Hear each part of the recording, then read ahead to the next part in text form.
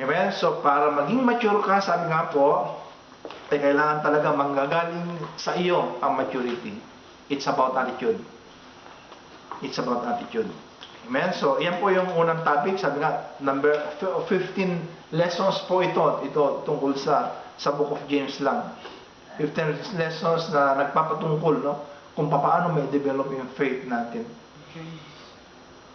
Amen? So, ngayon po yung pangalawang topic natin, pangalawang lesson po natin ay, ang pamagat po ay to how to profit from your problems. Pwede ba yung ganun? Pwede ba? Okay. Paano ka ano tawag doon? Tutubo. Paano natin mapakinabangan, sabi nga po sa Tagalog. Paano mo mapakinabangan ang problema? Meron bang ganun? Di ba problema na nga, di ba? Problema di ba? Sabi nga sakit ang ulo, pero tingnan nyo ang pinapag-aralan natin ngayon, paano hindi maging sakit ang ulo ang problema. Iyon ang ibig sabihin nun, di ba? Paano maging pakinabang ang problema sa iyo? Amen? At pwede ba yun? Okay, so makikita natin yan sa James chapter 1. No? James chapter 1. Okay, so ito na po, magsusulat tayo. Dahil alam nyo, napakaganda po itong topic na ito. Napakaganda itong topic na ito. At talagang mababago po yung kaisipan natin dito sa ating papag-aralan ngayon. Dalawang kunin ko yan. Tandaan nyo, ang layunin po natin, ay upang mabago, di ba? Ang kaisipan na siyang taglay-taglay natin. Alam po ba ninyo kung anong ginagawa natin? Ganito po yun. Kasi ako nung alam niyo, nung nagkaroon ng sasakyan sa Pilipinas, hindi talaga ako bumili ng bago eh. Kasi alam ko yung bago kapag yung una, mahal. Pagkatapos, saka pangalawa, talagang magastos ng mga maintenance. Ngayon, ang ginawa ko, bumili ako ng second hand lang. Okay, second hand lang bili ko. Kasi alam ko, kapag pag-practicean ng tatlong anak ko, talagang maski man anong mangyayari, di ba? Okay lang. Pero kapag bago di ba? Okay. Ganito, bumili ako ng second hand lang, pagkatapos yung makina noon, talagang medyo kakarag-karag na eh. Tapos sabi ko sa bayaw ko paano kaya lumakas yan ang kabig niyan? Sabi niya, i-overhaul natin. Yan, i-overhaul.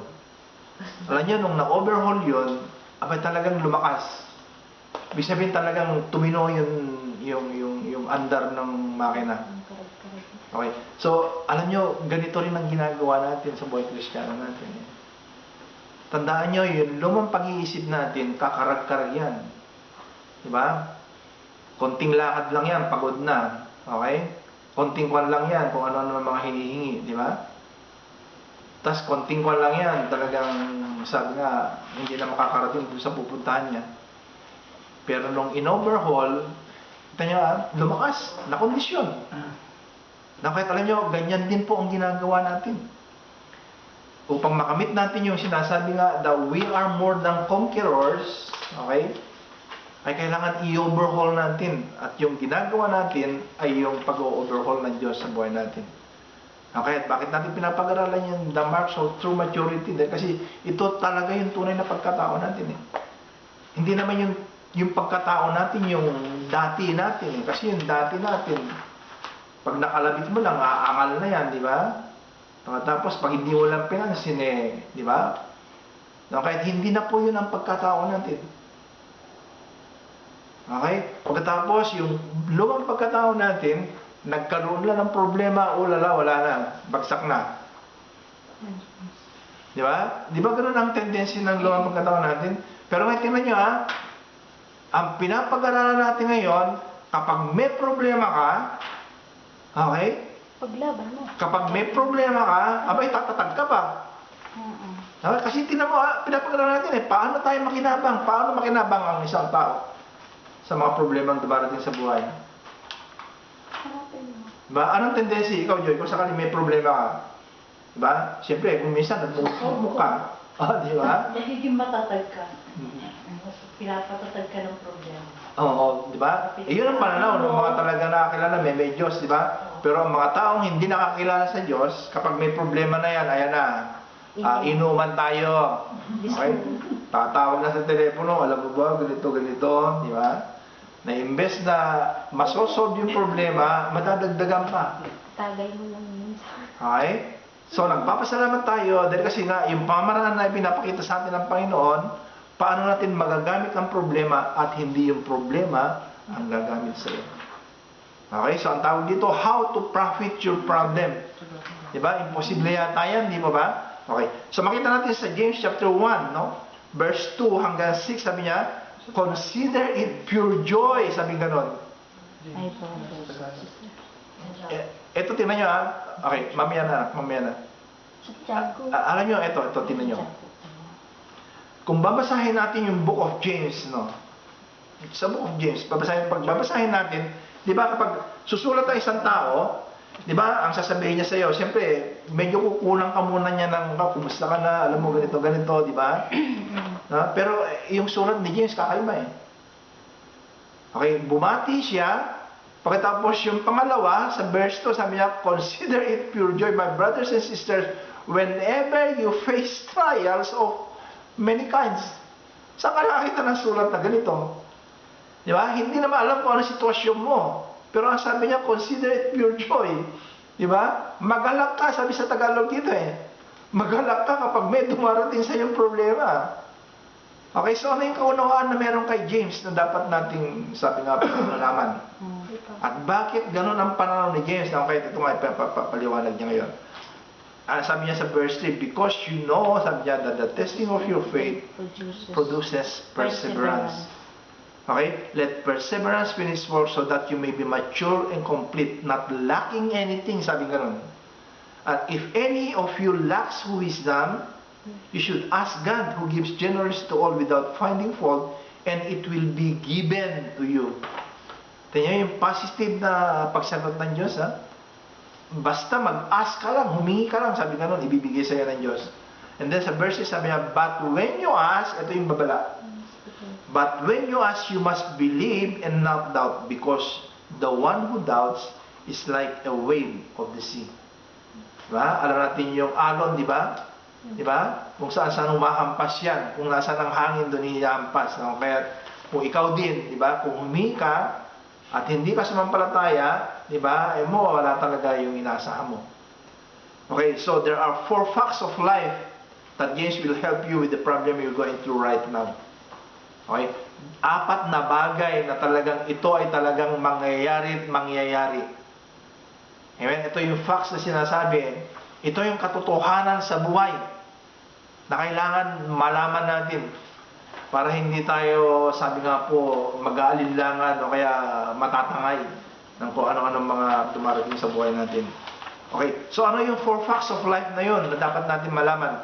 Number 1, yan, susulat nyo ito. Problems are inevitable. Ano ibig sabihin ng inevitable sa Tagalog? Ano ibig sabihin ng inevitable na? Inevitable.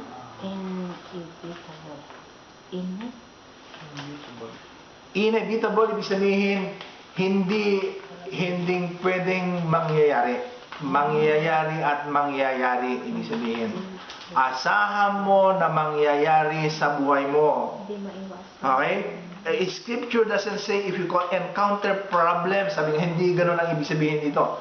Consider it pure joy, sabi ganun. But whenever you count on it, you're going to have problems. Alam nyo, kung wala ka ng problema, ito ang tanda nyo. Kung ang isang tao ay wala ng problema, medyo damahin mo yung pulso niya. Abnormal. Okay? Kung buhay pa siya. Diba? Okay? So, ang tao hindi nagkakaproblema, ibig sabihin patay na siya. Pero habang ikaw ay nabubuhay, di ba? May pag-asa. Nandiyan ang problema. Nandiyan ang problema. Okay? So, it is a fact of life, sabi nga nun. Ang sabi rin ng Panginoon, diba, in this world you have tribulation. Sabi naman ni Pedro, ang sabi ni Pedro, don't be surprised when you have problems. Nakita nyo? Okay, so ito yung bukang bibig ng isang tao na talagang kapag ang tao ay nabubuhay, talagang kakambal niya. ang problema niya. Okay, so ang sabi niya, count on it. Problems are not elective in life. Okay? Hindi ito namimili, Hindi ito namimili. Lahat ay nagkakaroon ng problema. And they are required course, sabi ganon. Nobody's immune. Okay? And it's inevitable you will have problems in life. Okay? So walang immune dito. Lahat po ay talagang dumaraan dito. So number 1 is problems are inevitable. Number 2, problems are unpredictable. Okay? Ang sabi niya, he says, whenever you face problems. So, whenever you face problem, it's unpredictable. Trials are not planned. Hindi pinaplano po ang mga pagsubok na dumarating. Okay? We seldom can anticipate the problems we're going to experience in life. We don't plan. Diba? Meron bang isang taong pinaplano niya na magkakaroon siya ng flat tire kapag siya ay nagmamaneho? Diba? Pinaplano mo ba na kapag yung pupunta ka dyan, naglalakad ka dyan, tatamaan ka na lang ng kidlat? Diba? Hindi pinaplano yun. Dumarating ang unpredictable nga diba? Kaya ang tawag doon. They are unplanned and unpredictable when we least expect them. Diba? Ganun po nangyayari, diba? Mga problema ninyo. Akala nyo napakaganda yung umaga ninyo, Lunes na Lunes, diba?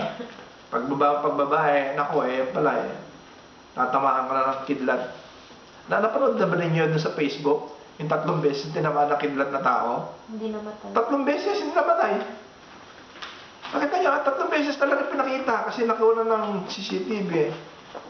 Natamaan ng unang ganyan, bagsak. Sabi niya, gumagano'n pa siya. Gumagano'n. Tapos naglakad siya, pak! Naman. Sobrang malo. Tapos pagkatayo namin gano'n. Tapos tumayo na naman, pak! Tinawa na naman. Ulala. Makikita mo talaga yung kidlat. Hindi pa niya kamatay. Baka meron siyang something na... Hindi nga alam no? Kaya, okay, so unpredictable. Yung kinain ng buhay to. Kaya nga, minsan meron, alam niyo, may dumating, may nangyari po sa tao na ganun Pero alam niyo, ito yung attitude, napakaganda yung attitude ng tao, ganun nabasa ko sa kwento Katakot-takot na problema dumating sa kanya, no? Umuwi siya sa bahay pagkatapos nasunog yung bahay niya, pagkasunog ng bahay niya, pagkatapos nung kukunin yung kotse niya, naplatan yung kotse niya, pagkatapos pinalitan niya yung kotse niya, pinalitan niya yung plat, tapos iniwan na sa gate. Tapos pagbalik na, nawala yung kotse. Nakarnap. Tapos kung kukunti lang gasolina, naglakad siya, nakita niya yung kotse niya, tinulak naman, dinala sa gasolinahan. Pagdating sa gasolinahan, nagkaroon naman siya problema. Ibig sabihin, sunod-sunod na problema na kung tutuusin talagang mamamatay na siya. Pero alam nyo, ito yung sabi niya Sabi ganon, ang Diyos sabi ganon, gusto na siguro akong mawala. Kaya lang, lagi siyang namimintis. Pero tingnan niyo yung attitude niya, nakita niyo, ganon ang attitude ng mga taong sabi nga po, merong matatag na pananampalataya. Alam niya yung nangyayari. Kaya kaya niyang tanggapin. At dinadala niya sa positibo, di ba? Namimintis daw ang Diyos na kaya hindi siya natitigo-tigo. Okay, so number 3, sabi niya, problems of many kinds. Saan natin makikita yan? Okay, ang sabi dito, trials of many kinds. Sa verse 2 pa rin yan. Okay? Many kinds? You face trials of many kinds. Ano ang ibig sabihin ng many kinds? Di ba? Kasi di ba, ang problema natin, sabi nga po, they come in all shapes and sizes. Di ba? There are problems of many shades and varieties. Di ba? Okay? They vary in intensity, they vary in variety, and they vary in duration. Okay? Gaano katindi, gaano kababaw, di ba? At gaano katagal, ibig sabihin. Ito yung mga problema natin. Some are minor inconveniences, some are major crises, di ba? And then some are custom-made. At alam nyo kung ano yung mga custom-made na yon, di ba? Custom-made, ibig sabihin talagang problema para sa inyo. Bakit? Ano ba ang mga layunin ng mga ito sa buhay natin? Okay? So, number 4, problem are purposeful. Purposeful. Meron bang problem purposeful? mapakinabangan. Meron bang problema mapakinabangan? Okay? Ang sabi niya, let perseverance finish its work. So, saan natin makikita yon? Sa verse 3, no? Sabi niya, they have a purpose. Meron pong layunin ang mga problemang dumarating sa buhay natin. Amen? May layunin po. Number 3. Pain, sabi nga po, can Number 4 be na number 4. number 4. Wala number 3. Many kinds. Problems of many kinds. Tingnan nyo yung number 4 ha. Ang sabi niya, pain can be productive. Di ba? Di ba? Pain can be productive, di ba ba? And then sabi nga, suffering can accomplish something. And then it has a value in our lives. Merong pakinabang po ito sa buhay natin kung alam natin kung ano po ang purpose. And then, there are 3 purposes of problems in your life. Tatlong bagay ang layunin na mga problema ang dumarating sa atin upang makita natin yung kahalagahan nito. Ano ba ang pakinabang natin dito sa mga problema ang dumarating natin? Okay.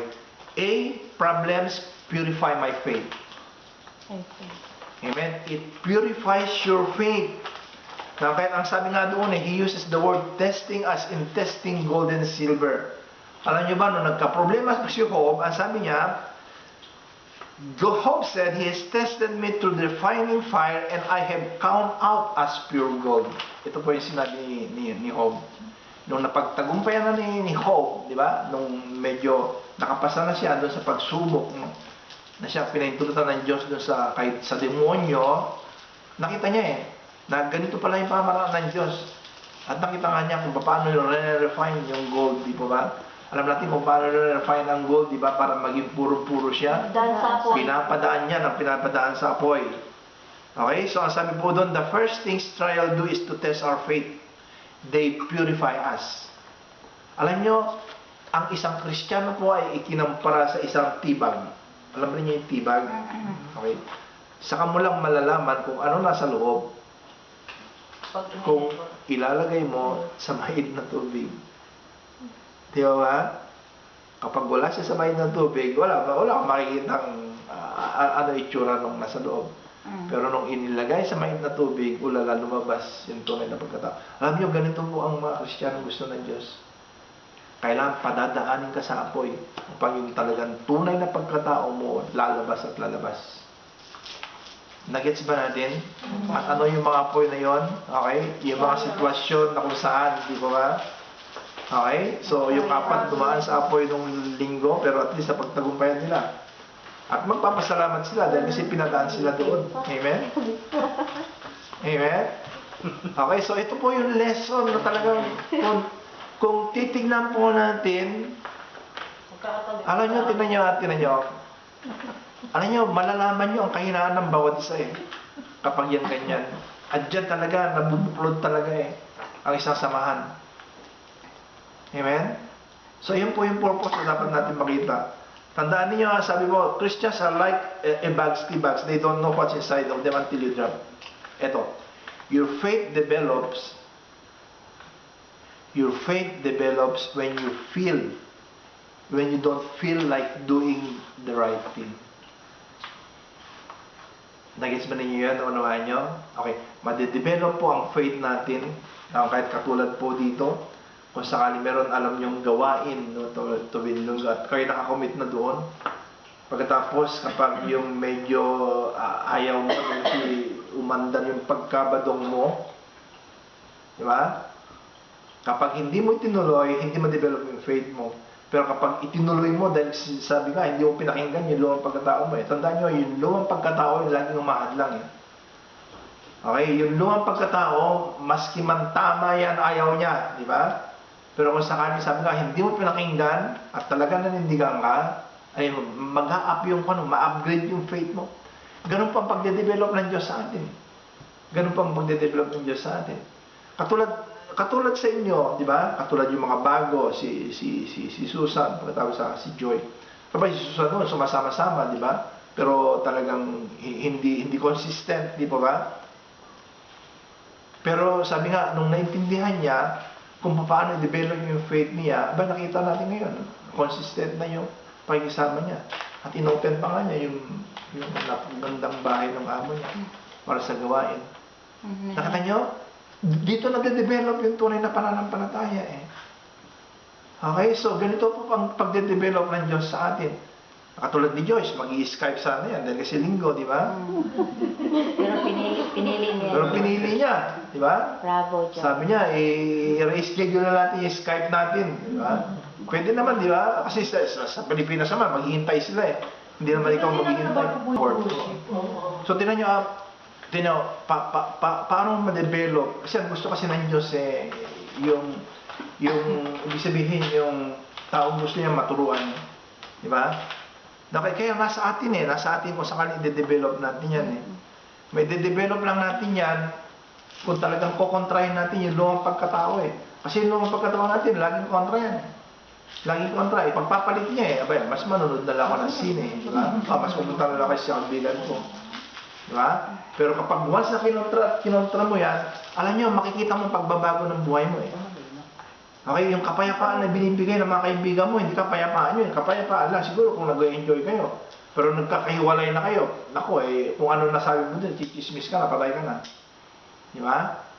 Kahit ang matidevelop ngayon, kaguluhan, di ba? While sa atin, hindi. Kapayapaan. Di ba? At alam nyo, ganito pa eh. Tignan nyo, katulad niya, ang pananaw natin doon, talagang igalang natin yung sinabi niya. Unpredictable din. Pero hindi alam nyo sa atin kasi hindi tayo hindi natin pagbibigyan yung negatibong pagkatao eh. Kasi once na pinagbigyan mo yun, ulala, once pinapasok mo ng isa, alam natin ang isusunod nun, katakot-takot na kung ano-ano makakahaka na. At huwag tayo mag-dwell doon dahil kasi basura yun eh. Basura. Basta positibo lang ang pananaw mo. Kasi tinan nyo, kung entertain mo yung negatibo, yung pananaw natin sa kanya parang magkukan na siya eh.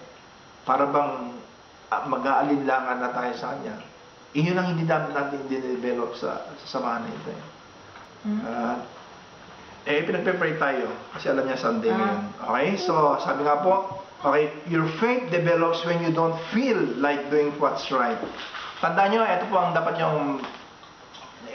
dapat nyo maintindihan. God is much more interested in building disciples than He is in building buildings. Amen? Kaya nagpaskil tayo ng isang layunin. Ang isang trabaho ng isang pastor, sabi nga po, ay upang i-train ang mga membro para maging disipulo. Amen? So, ito po yung layunin ng ginagawa natin dito. May i-disciple po kayo para naman kayo ay mag-disciple din. Problems purify our faith. Ito po yung purpose noon. So, ang A po, problems purify my faith. And then B, problems fortify my patience. Okay, so ito po yung layunin At hindi po ito yung facts na siyang tinatalakay natin.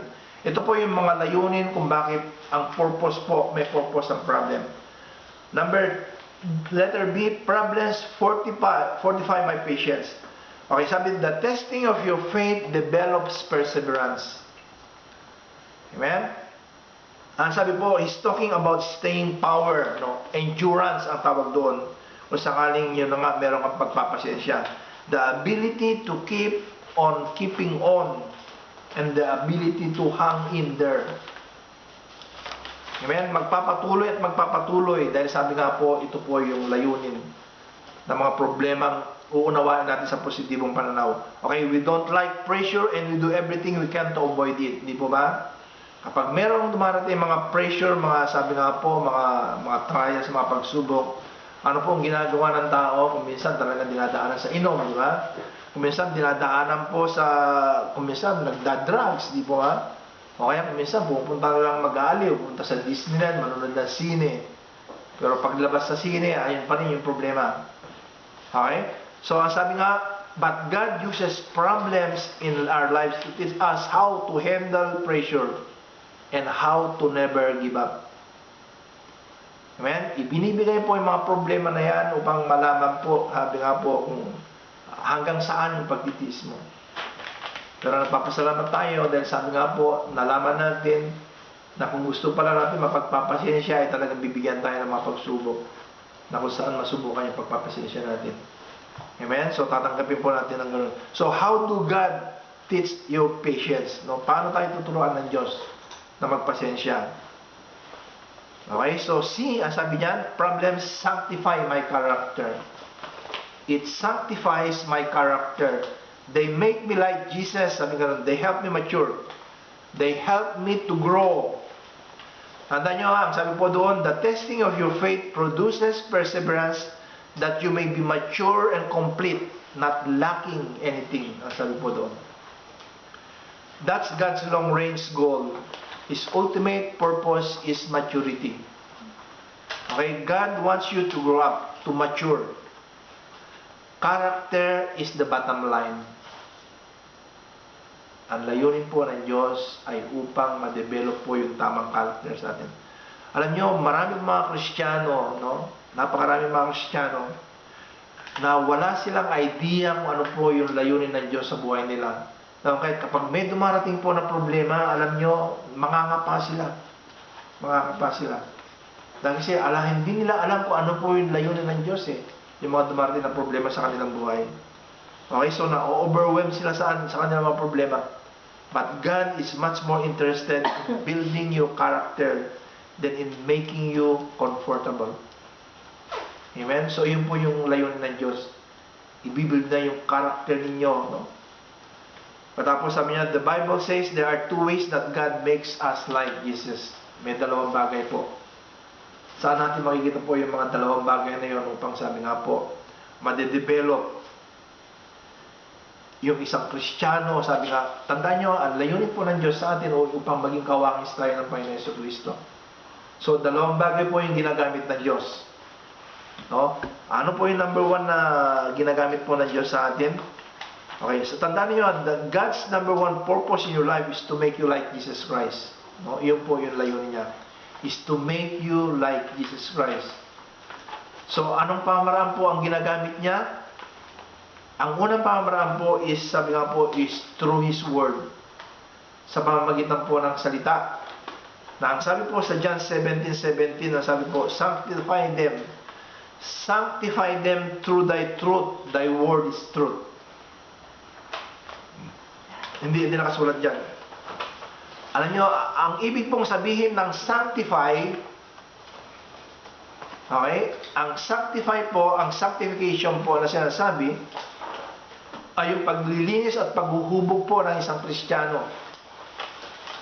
Okay? Upang ikaw ay dalisayin, sabi nga po, dadaan ka sa sanctification na tinatawag.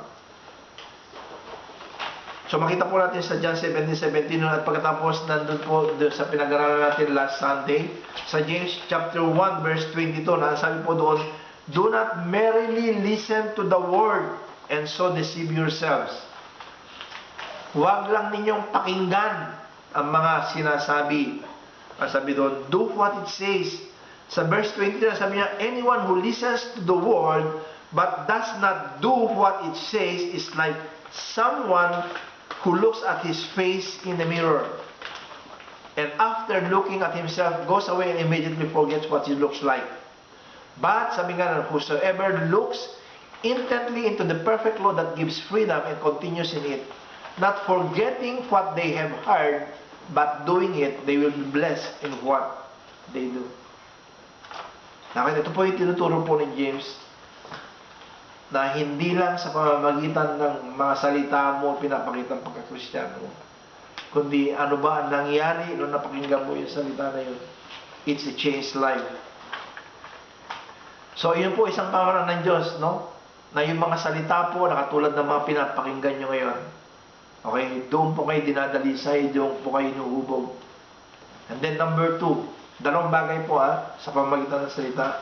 And then number 2 is through the circumstances of life. Okay?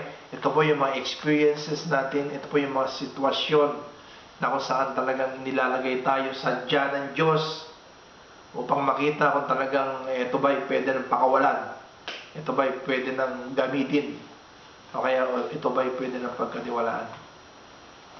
Through the circumstances of life. So many Christians say, alam niyo kung minsan ganito po kasi ang buhay Kristiyano eh, na kapag hindi nila naunawaan, lalo na kung mga bata pa sila, diba? Nung sila ay bagong Kristiyano, tapos nasama sila sa mga fellowship, mga kantahan, pagkatapos sa mga ganito mga samahan, napakasaya, diba? Kala nila, uy, ang saya-saya. Pero nung dumating ang problema, diba? Kapag dumating na ang problema at hindi pinaunawa sa kanila, ano sasabihin nila, akala ko ba bahal ako ng Diyos at ba't ako pinabayaan dito sa ganitong problema? Kita niyo, kung hindi niya naunawaan, okay, pero hindi niya alam na pinapahintulan pala sila ng Diyos doon sa mga ganong sitwasyon upang masubukan kung asan na ba yung dapat putulin sa mga pag-uugaling hindi tama sa kanila. Nakita niyo, pinapadaan tayo ng Diyos. Pinapadaan tayo. Okay? Kaya nga, sabi nga po, you are exactly where God wants you to, no? You are in a character course. Ito ang tandaan ninyo. Di ba? Kung gusto mong maging engineer, di ba? Anong favorite na... Math. Okay, di ba? Okay. Doon sa engineering, di ba? Math, algebra, sa mga calculus, di ba? Okay? Kung hindi ka makapasa doon, abay hindi ka tatawagin engineer, di ba? Mahilig ka pala sa math. Engineer. Magaling ka sa math. Engineer. Okay, ito naman ngayon ang tanongin natin sa Kristiyano, di ba? Okay. Para masabing ikaw ay Kristiyano, abay dadaan-dadaan ka rin sa pinakamahirap na kurso na lesson. Testing. Ayun. Alam nyo, hindi ka taka-taka eh, di ba? Hindi ka taka-taka na kung bakit ito yung dapat natin pagdaanan. Tingnan nyo yung fruit of the Spirit. Tingnan nyo, basahin nyo yung fruit of the Spirit. Love, patience, self-control, Understanding, kindness. sa lahat. Self-control. Nakita nyo? Okay? Saan ka dadaan sa patience, di ba? Ilalagay sa hindi ka pasensya, di ba? Nagluluto ka, tapos sa sulong niluto mo, sumisigaw yung bata, tapos may tumatawag, pagkatapos magkasabay-sabay yan. Long suffering. Okay? So, long suffering, di ba? Nagpautang ka, pagkatapos ako, 1 taon na, 2 taon na, di pa nagbabayad. Long suffering ang tawag doon. Self-control. Okay? Iawayin na. Tapos humingi ka ng pera dahil kasi kailangan mo. Tapos nawala yung card ko. Ay, Oo nga. Ano sa mga mga ba't na wala? di ba? Nandiyan lang yan. Tingnan nyo. Sabi niya, ba't na Okay, wala? so kung sakaling papasa tayo dyan, abay talagang may babandila natin. Abay talagang Kristiyano na ako. Di ba? Okay, hindi naman Kristiyano pinagmamalaki, kundi, kasi tinan mo kung sakaling may pagmamalaki mo yan, alam mo, kagamit-gamit ka na sa Diyos eh. Alam mo, doon mo rin mararanasan yung talagang tunay na joy sa pagiging Christian. Alam nyo, yung nararanasan yung joy ngayon, hindi pa yan eh. Hindi pa yan yung true joy. Hindi pa yan yung true joy. Kaya nga si Pablo sabi niya sabi niya, forgetting what is behind. Diba? At ang tinitingnan niya kasi nakikita niya yung talagang true joy. Meron true joy Patas hindi lang yung true joy, kundi yung prize. No? Kaya doon tayo magtatapos sa prize. Okay? So sabi nga, why do all these things? Sabi nga, okay, so you are in character course is making you like Jesus. Okay, saan natin makikita yan? Okay, sabi sa Romans chapter 8, 28, 29. Di ba? Napag-aralan natin ito, di ba? Nasabi niya, we know that all things work together for good. No? Pero hindi not all things are good, but they work together for good. If we love God and are called according to His purpose.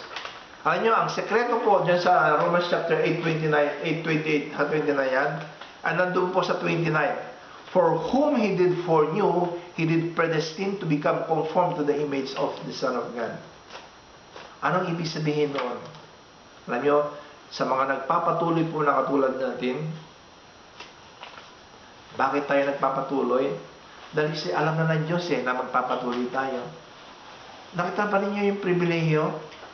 Okay? So kung alam niya nagpapatuloy tayo, alam niyo, asahan niyo yung mga provision niya yung protection niya na ipagkakalob sa atin. Kasi alam na niya Nakita niyo, alam ko kaya, hindi po aksidente yung mga bagay na mga suporta, yung mga biyaya binibigay sa iyo ng Diyos. Kasi alam niya eh, kilala ka na niya eh. Okay, hindi tayo matutulad doon sa Matthew chapter 7, di ba? Napag-aralan natin, kailan ba yun? Friday ba yun? Tuesday. Nasabi gano'n, Lord, Lord, sabi gano'n, di ba? Panginoon, nangaral kami. Nung nasa baba kami, nagpalayas pa kami, nakapagawa kami ng mga himala, di ba? Nakagamit kami ng Pero ano sabi ng Panginoon? I never knew you. Ano yun? Pero ang sinasabi dito, di ba? For whom He did foreknow, He did predestine. Nakita nyo? Kilala ka na ng Diyos eh. Nakita mo, kung kilala ka ng Diyos, kung meron kang dumarating na problema, abay talaga, gagawa siya ng paraan. Kung matigas man yung puso mo, palalambutin niya. pressure cooking. Nakita niyo yung pagkilos ng Diyos? Okay, so hindi na ikaw yung kumikilos eh. Siya ang kumikilos para sa iyo. Maski man napakatigas ka, alam mo, dadaanan ka sa panaginip. Diba? Kita niyo mga totoo ng mga Muslim. Mga Muslim, napakatigas yan ang mga yan, ha? Talagang matigas yan. Pero saan sila dinadaanan ng Diyos ngayon? Bakit sila nagko-convert? Sa panaginip. Ang dami yan na-convert. Sa mga visions. Pero nananaginip sila. Meron ako pinaskill eh. May pinaskill ako doon sa Facebook, di ba? Interview isang mutawa. Mutawang intellectual yun, ha? Talagang matalino yun. Siyempre, pagsasagot-sagot lang niya eh, di ba? Nasabi niya, ba't ganito mga backward tayo? Tama nga naman eh. Bakit sabi ko, ngayon lang ako nakarinig ng Arabong ganito. Naniwala siya kay Jesus eh. Kasi ang lahat ng mga Arabo, hindi backward yung tingin nila doon eh. Kasi yun na talaga ang prinsipyo nila eh. Diba? Na ayaw nila maging modern. Ganun ang mga kaisipan nila eh. Ayaw nila magbago. Kung ano yung naratnan nila, ganun na. Nasa Quran din pala si Jesus, sinatabi lang nila. Lahat, nandun lahat. Pati si Kay Maria. Jesus Christ, di ba? Di ba yung unang pinaskil ko, yung Indian, di ba? Ano sabi doon, di ba? Ang dami niyang binasa. At nandun lahat, pati kay Mary para, di ba? Tinago lang pala nila, tinatago.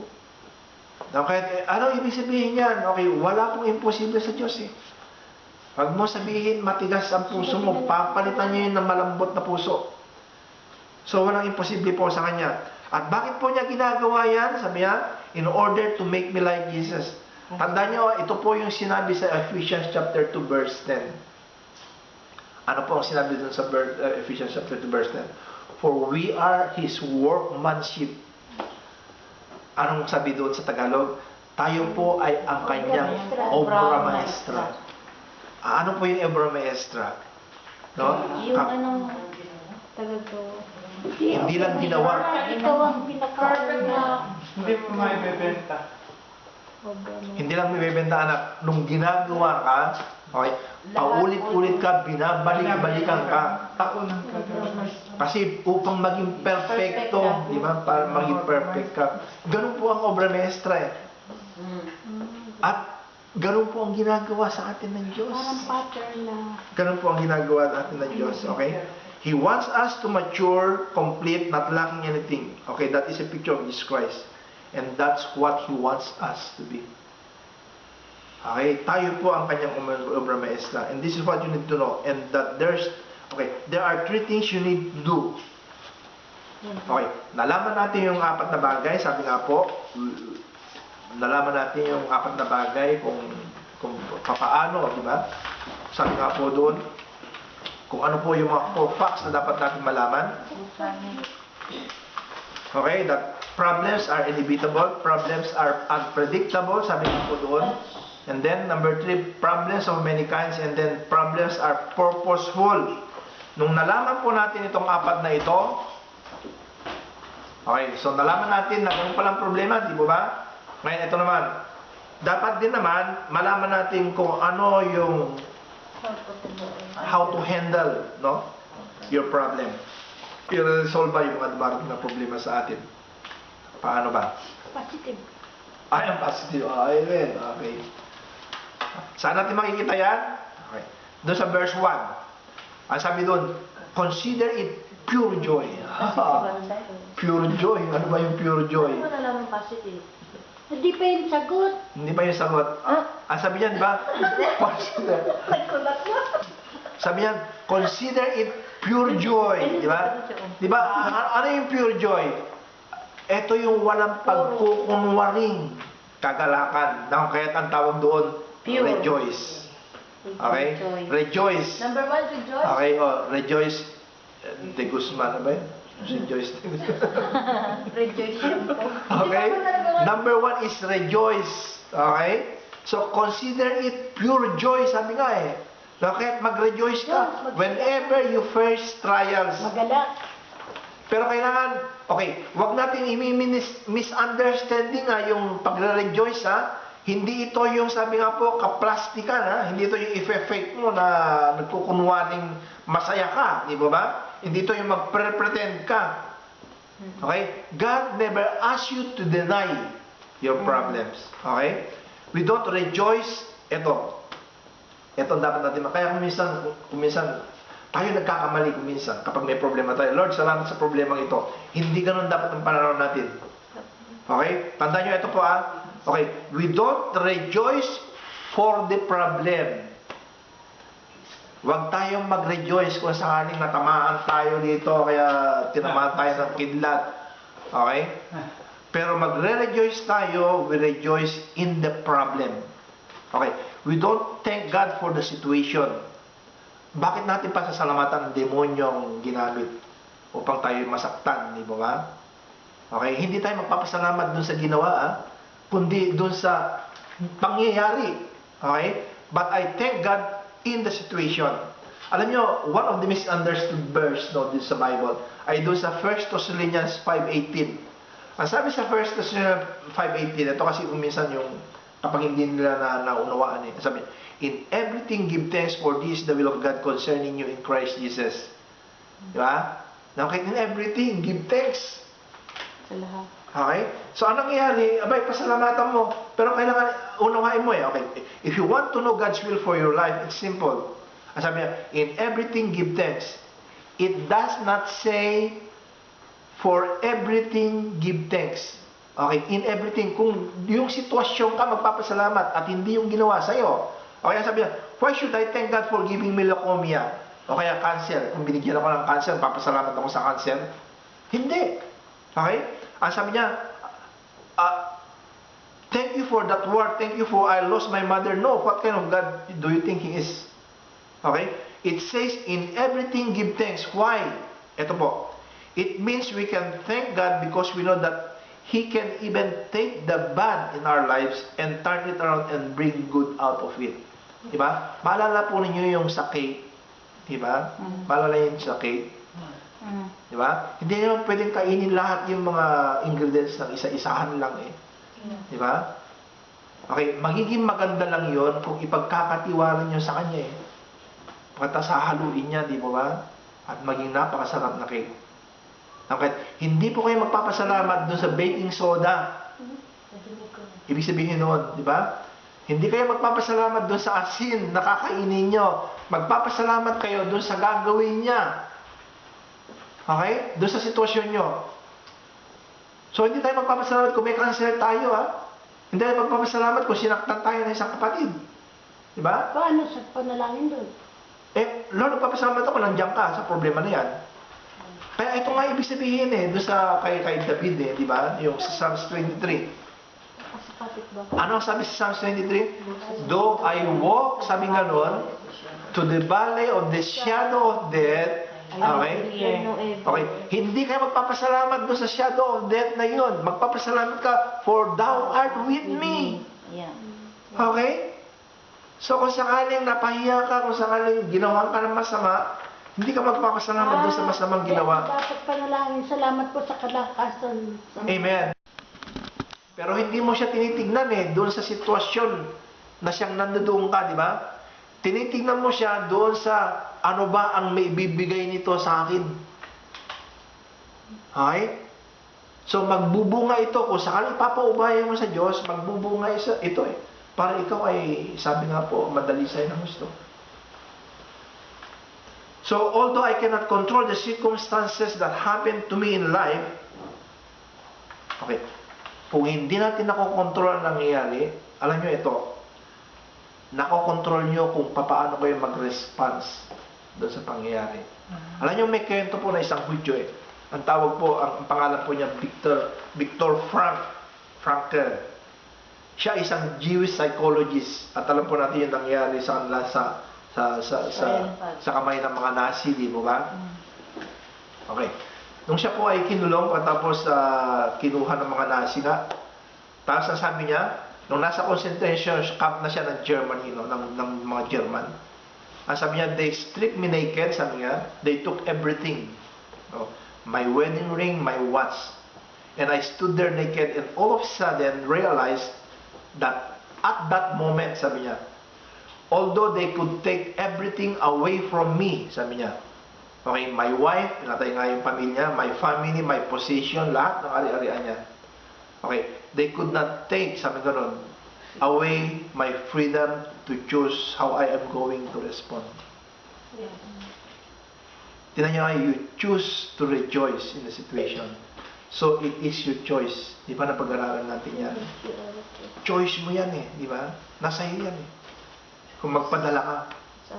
Ibig sabihin, choice mo yan eh, kung anong gagamitin mo pagkatao. Gagamitin mo ba yung luwang pagkatao mo? O yung bagong pagkatao mo?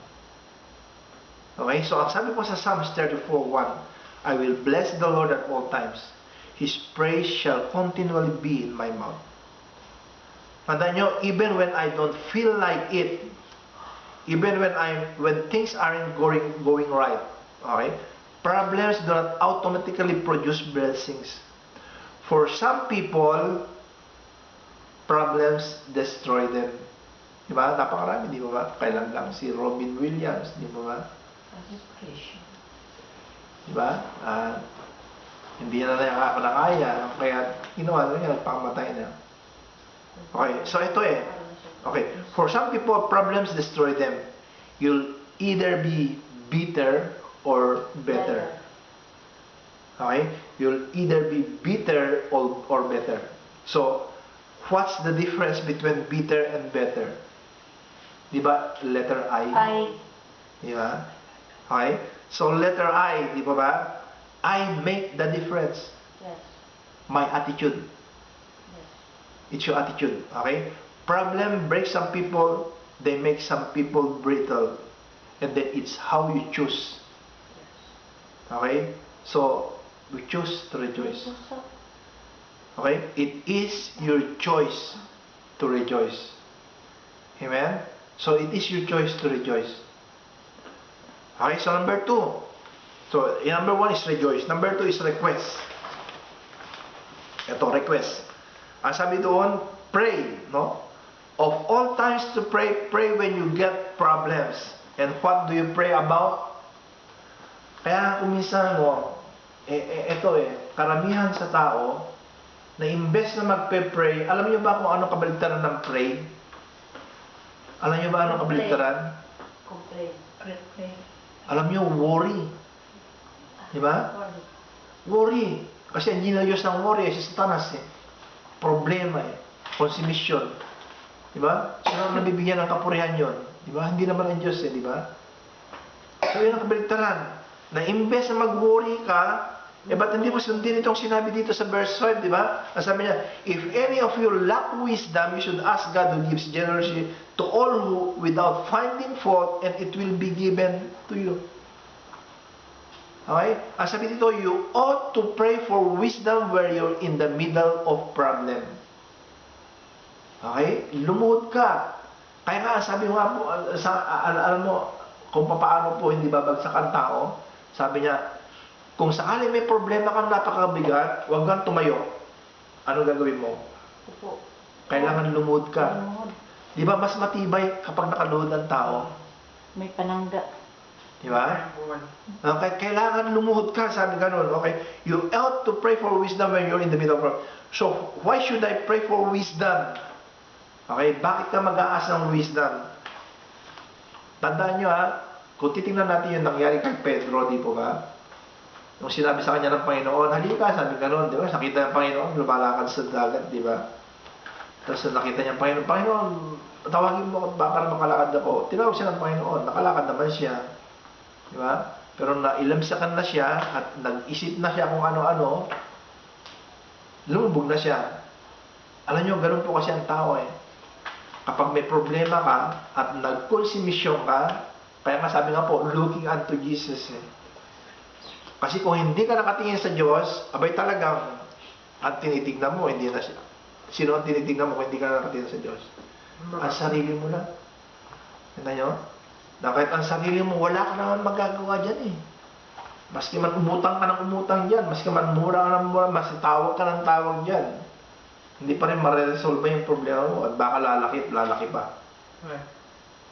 Okay? Eh, ba't hindi ka nalang manalangin? Ba't hindi nalang siya tawagin mo? Ba't yung sarili mo tinatawagan mo? Okay? So, yun po eh. So, you won't waste the opportunity to, if you don't learn at this time, tandaan nyo yung nangyari po sa mga Israelita. Kaya alam nyo, hindi tayo magtataka eh kung bakit imbes, sabi nga po, na 1 linggo sana, makakarating na sila sa promised land. Kung babasahin natin yung Book of Exodus. Tandaan nyo, tinawag po sila sa Ehipto dahil sabi nga, kayo mga tinawag ko, kayo ang hinirang ko, at kayo ang gagamitin ko para ipahayag yung, sabi nga po, kalalhatian ng Diyos. Pero bago sila tinawag, may pangako sa kanila eh, dadalhin ko kayo doon sa lupang pangako na kung saan yung provision, protection, saka yung nandoon lahat, yung blessing. Pero tingnan nyo yung 1 linggo sana na biyahe lang nila doon sa promised land. Alam nyo, makaka-relate po tayo doon sa kwento na yon. 1 linggo lang dapat yung tatahakin nila eh. Yung itra-travel nila papunta sa promised land. Pero bakit tumagal sila ng 40 years? Bakit tumagal sila ng 40 years? Alam nyo, kung ikukumpara po natin sa sarili natin doon sa pagkatawag ng Israelita sa pagkatawag natin, alam nyo, yung nakalaan po sa atin, hindi yung po ganitong sitwasyon natin. Pagpapala po kaya nga sabi ko, seek ye first the kingdom of God and all these things. Ano ba ang gusto mo sa buhay? Diba? Eh bakit ka natatagalan yata ang pumunta doon? I-review mo ngayon yung nangyari sa mga Israelita. 1 linggo lang dapat ang biyahe nila. Pero sinubukan sila ng sinubukan ng Diyos. Okay, ang unang pagsubok sa kanila, yung tiyan nila. Okay, nagugutom ako, namimiss na namin pagkain sa Ehipto. Naku, wala nang mga karne, wala nang mga... Okay, hindi sila nakapasa. Imbes na manalangin sila, humingi sila sa Diyos, nag-usap-usap na sila, mas mabuti pa sa Ehipto. Ano bang klaseng Diyos ito? Ganito, hindi. Ayun na, sabi ng Diyos, okay, 1 lap, ikot. Tapos nawalan sila ng tubig, ano naman, aanga-anga na naman sila. Okay, ano sabi ng Diyos? Ikot. Aba, hindi nila namalayan eh. Aba, 40 years na silang umiikot.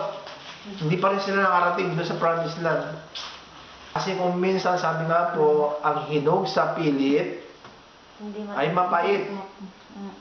Okay, so ayaw ng Diyos na mapait eh. Gusto niya ng matamis na Kristiyano. Kusang loob. Kusang loob. Amen? Kusang loob. Pagkatapos, that's what they called faith. Okay, when he asks, he must believe and not doubt. Okay, so yun po yung hiningi sa atin. Kung humingi po tayo sa Kanya, kailangan nandun ang pagtitiwala natin. Alam nyo, my heart breaks.